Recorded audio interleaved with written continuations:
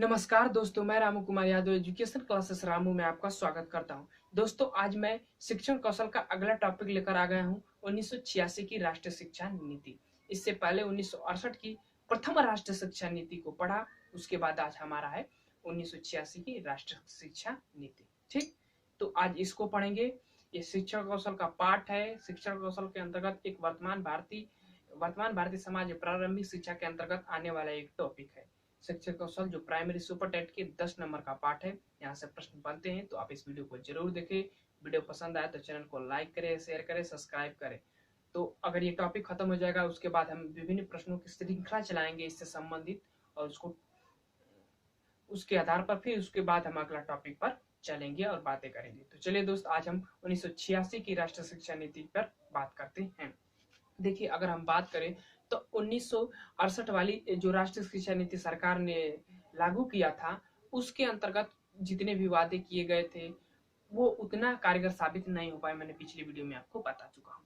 अब क्या होता है कि जब 5 जनवरी 1985 को भूतपूर्व प्रधानमंत्री राजीव गांधी जब नए प्रधानमंत्री बनते हैं, तो उन्होंने जनता के नाम एक संबोधन करते हैं कि मैं शिक्षा के संबंध में एक नई राष्ट्रीय शिक्षा नीति लागू करने वाला हूं या लेकर आऊंगा। उसी के आधार पर 20 अगस्त 1985 को सरकार ने एक जनता के नाम संबोधन देती है, और जनता के नाम संबोधन में एक मैगजीन भी कह सकते हैं या पुस्तक कह सकते हैं जारी करती है, जिसका नाम है शिक्षा की चुनौती, एक नीतिगत आयाम। मतलब जनता के समक्ष प्रस्तुत करती है कि हम ऐसा शिक्षा नीति बनाएंगे शिक्षा के विकास के लिए, ठीक, या देश के विकास के लिए कह सकते हैं आप। तो उसमें कुल 12 भाग थे, और उसमें कुल 12 भाग थे। तो जब उसमें क्या होता है कि जनता के सामने उन्होंने प्रस्तुत किया। प्रस्तुत करने के बाद उस पर चर्चाएं हुई, संसद में उस पर बहस चली। बहस करने के बाद उस नीति को, मतलब 1986 की नीति को क्या किया जाता है कि लागू कर दिया जाता है। अब जब लागू कर दिया जाता है तो उसे लागू करने के लिए, अब देखिए थोड़ा चीज समझिए, उसको लागू करने के लिए एक कार्यक्रम चलाया गया जो महत्वपूर्ण है और वही प्रश्न बना हुआ है।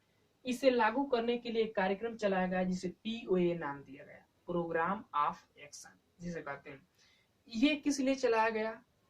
तो अगर हम बात करें पिछली जितनी भी नीतियां लागू की गई थी, उसमें क्या होता था कि उसको लागू करने में बहुत कठिनाइयों का सामना करना पड़ता था।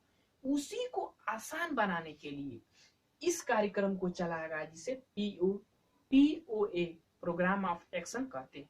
ठीक, तो उसी के आधार पर 1986 की जो राष्ट्रीय शिक्षा नीति थी, उसको आसानी से लागू करने के लिए इस कार्यक्रम को चलाया गया था। ठीक, अब 1986 में कुछ मुख्य बातें कही गई थी, मतलब जो शिक्षा नीति 1986 की आई थी उसमें कुछ मुख्य बातें कही गई थी, उसको समझते हैं। देखिए, इसमें 10+2+3 का शैक्षिक ढांचा होगा, जो 1968 वाली में बात कही गई थी, वो भी इसमें भी बात किया गया। लेकिन एक अलग से जो बात इसमें जोड़ी गई कि 10+2 में शिक्षा व्यवसायीकरण में दिया जाएगा। मतलब जो +2 वाली शिक्षा है, यानी कि 11वीं और 12वीं की शिक्षा की अगर हम बात करें तो उसको व्यवसाय से जोड़ा जाएगा।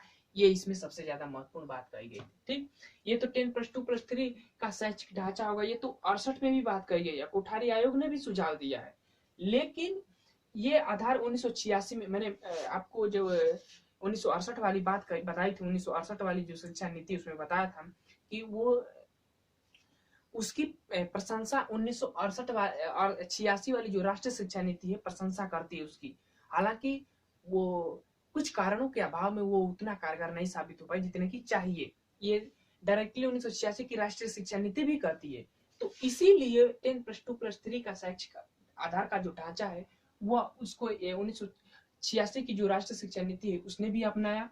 लेकिन उसमें एक अलग से ऐड किया था, 10+2 में शिक्षा का व्यवसायीकरण कर दिया जाएगा। मतलब कि 11वीं जो 12वीं की शिक्षा वो व्यवसाय से जोड़ दिया जाएगा। ये सबसे ज्यादा महत्वपूर्ण है। ठीक, तीसरा है ऐसी शिक्षा जो रोजगार व जनशक्ति को बढ़ावा देगी, ऐसी शिक्षा की व्यवस्था की जाएगी। ठीक, चौथा है कि बाल केंद्रित शिक्षा चलेगा, मतलब अब बाल केंद्रित शिक्षा चलेगी, ये भी बात कहा था। और पांचवा, सतत एवं व्यापक पद्धति लागू हो तथा साथ ही साथ समावेशी शिक्षा भी लागू किया जाएगा। 1986 की राष्ट्रीय शिक्षा नीति में बात कही गई थी। ठीक। एक बहुत ही इंपोर्टेंट पॉइंट है, छठवां है कि ऑपरेशन ब्लैक बोर्ड चलाया गया। तो एक प्रश्न बनता है कि ऑपरेशन ब्लैक बोर्ड किस राष्ट्रीय शिक्षा नीति के तहत चलाया गया? तो 1986 के राष्ट्रीय शिक्षा नीति के तहत ऑपरेशन ब्लैक बोर्ड चलाया गया। ये होता क्या है, समझिए थोड़ा चीज। ऑपरेशन ब्लैक बोर्ड जो है प्राथमिक स्तर की जो सुख सुविधाएं हैं उसको उपलब्ध कराने के लिए ऑपरेशन ब्लैक बोर्ड चलाया गया था, प्राथमिक स्तर के लिए, याद रखिएगा। तो यह 1987 में, यानी कि 86 में, 1987 में यह ऑपरेशन ब्लैक बोर्ड चलाया गया था, वो प्राथमिक स्तर के लिए। लेकिन आगे चलकर 1995 में जो ऑपरेशन ब्लैक बोर्ड है यह उच्च प्राथमिक स्तर में भी शामिल कर लिया गया, और उसके बाद 2002 में जाकर यह सर्व शिक्षा अभियान SSC जिसे कहते हैं उसमें इसको सम्मिलित कर दिया गया था। ठीक।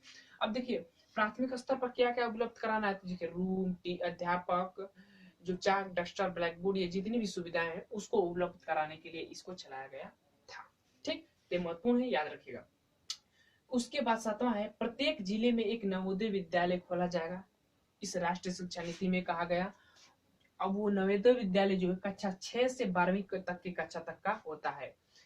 इसमें होता क्या है कि इसमें प्रवेश लिया जाता है एनसीईआरटी द्वारा। एनसीईआरटी क्या करती है कि इसका एग्जाम लेती है, टेस्ट लेती है जो, और उसके आधार पर बच्चों का सिलेक्शन किया जाता है नवोदय विद्यालय में। तो ये 6 से 12वीं कक्षा तक होता है। नवोदय विद्यालय में 75% ग्रामीण क्षेत्र के मेधावी छात्रों को सम्मिलित किया जाता है, और 25% जो है शहरी क्षेत्रों के मेधावी छात्रों को सम्मिलित किया जाता है, इसमें डायरेक्टली कहा गया है। ठीक। और एक और बात है कि यहाँ से एक प्रश्न बनता है कि सबसे ज्यादा नवोदय विद्यालय किसके शासनकाल में खोले गए? तो राजीव गांधी के शासनकाल में ही, उसमें प्रधानमंत्री थे, तो उन्हीं के शासनकाल में उसी समय इसी राष्ट्रीय शिक्षा नीति के तहत 500 से लगभग ज्यादा नवोदय विद्यालयों की स्थापना किया गया था। एक महत्वपूर्ण बात राष्ट्रीय शिक्षा नीति 1986 में कही गई है नवोदय विद्यालय से संबंधित। नवोदय विद्यालय को इन्होंने इन विद्यालयों को शिक्षा की गति निर्धारक कहा गया है। ये प्रश्न बना हुआ है तो याद रखिएगा, शिक्षा की गति निर्धारक नवोदय विद्यालय को राष्ट्रीय शिक्षा नीति में कहा गया है 1986 के। ठीक। अगला जो महत्वपूर्ण पॉइंट, अब तो ये कुछ बातें थी उससे संबंधित, कुछ महत्वपूर्ण पॉइंट जो डायरेक्टली एग्जाम में प्रश्न बने हुए हैं वो उसको अब बता रहा हूँ आप लोगों को। देखिए डैट की स्थापना सर्वप्रथम 1986 की राष्ट्रीय शिक्षा नीति में कही गई थी। डैट जिला शिक्षा प्रशिक्षण संस्थान जिसको कहते हैं जिला स्तर पर होता है, वो शिक्षकों को प्रशिक्षण प्रदान करने के लिए कार्य किया जाता है। आप लोग डीएलएड किए होंगे तो आप लोगों को पता होगा डैट के बारे में। ठीक। इसकी स्थापना की जाएगी। उसके बाद कंप्यूटर ज्ञान पर बल दिया जाएगा, यानी कंप्यूटर शिक्षा की बात 1986 की राष्ट्रीय शिक्षा नीति में पहली बार किया गया था, और ये प्रश्न बना हुआ है। यानी पहली बार कंप्यूटर शिक्षक की भी बात किसमें की गई थी? तो 1986 की राष्ट्रीय शिक्षा नीति में। तो इस चीज को याद रखिएगा। पहला कंप्यूटर ज्ञान बच्चों को दिया जाएगा, किसमें बात कही गई थी? तो 1986 के राष्ट्रीय शिक्षा नीति में। कंप्यूटर शिक्षक की बात किसमें की गई थी? तो 1986 की राष्ट्रीय शिक्षा नीति में। इस चीज को याद रखिएगा, प्रश्न बना हुआ है। अगला पॉइंट, पर्यावरण के प्रति बच्चों में जागरूकता फैलाया जाए, ये भी बातें कही गई थी। और सबसे पहली बार पर्यावरण से संबंधित किस राष्ट्रीय शिक्षा नीति में कही गई थी? तो 1986 की राष्ट्रीय शिक्षा नीति में कही गई थी पर्यावरण का जागरूकता फैलाना। इस चीज को मतलब कि पर्यावरण के प्रति जागरूकता फैलाना बच्चों में 1986 की राष्ट्रीय शिक्षा नीति में पहली बार कही गई थी। ये भी इंपोर्टेंट पॉइंट है, प्रश्न बना हुआ है। ठीक। अगला पॉइंट है कि राष्ट्रीय शिक्षा नीति 1986 को प्राथमिक स्तर पर कब तक सर्व सुलभ, मतलब प्राथमिक स्तर पर ये जो 1986 की राष्ट्रीय शिक्षा नीति है कब तक सुलभ कराने का लक्ष्य रखा गया था? तो वो 1990 तक का लक्ष्य यानी कि रखा गया था, 4 सालों का लक्ष्य। अभी 1968 वाली भी 1972 तक का लक्ष्य रखा गया था, लेकिन वो उतना सफल नहीं हो पाई थी। तो इसको भी 4 साल का लक्ष्य रखा गया था 1990 तक। ये प्राथमिक स्तर पर इसको पूरा सुलभ करा देना है, ये लक्ष्य रखा था। ठीक। अब जब लक्ष्य रखा था तो अब जब इसका लक्ष्य पूरा हुआ तो इसके जांच के लिए एक समिति का गठन किया गया था। राष्ट्रीय, उसी का अगला पॉइंट है कि राष्ट्रीय शिक्षा नीति 1986 को जांच किसके द्वारा किया गया था? तो जब इसका लक्ष्य पूरा हुआ तो इसको जांच करने के लिए एक समिति का गठन किया गया, जिसको 1990 में राममूर्ति समिति कहते हैं। तो ये प्रश्न बना हुआ है कि 1986 की राष्ट्रीय शिक्षा नीति के जो कार्य थे उसको जांच करने के लिए किस समिति का गठन किया गया था? तो राममूर्ति समिति 1990 का गठन किया गया था। तो ये भी इम्पोर्टेंट पॉइंट है। उसके बाद लास्ट पॉइंट है कि 1986 की नीति का मुख्य लक्ष्य था, ये प्रश्न बना हुआ है, समग्र शिक्षा का विकास करना।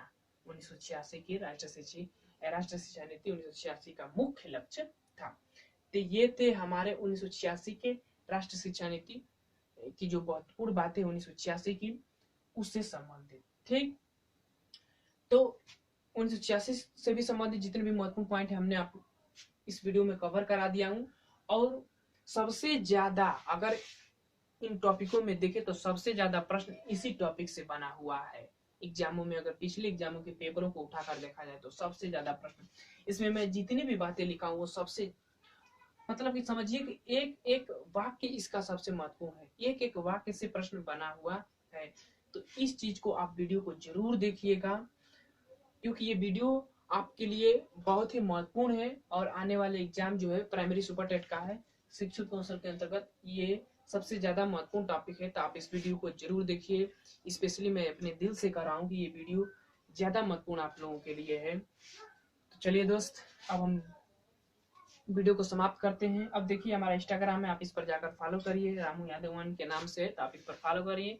उस पर एजुकेशन से रिलेटेड संबंधित पीडीएफ मिलता रहता है। ठीक, तो चलिए दोस्त, हम वीडियो को समाप्त करते हैं। वीडियो पसंद आए तो चैनल को लाइक करें, शेयर करें, सब्सक्राइब करें। Thank you for watching this video.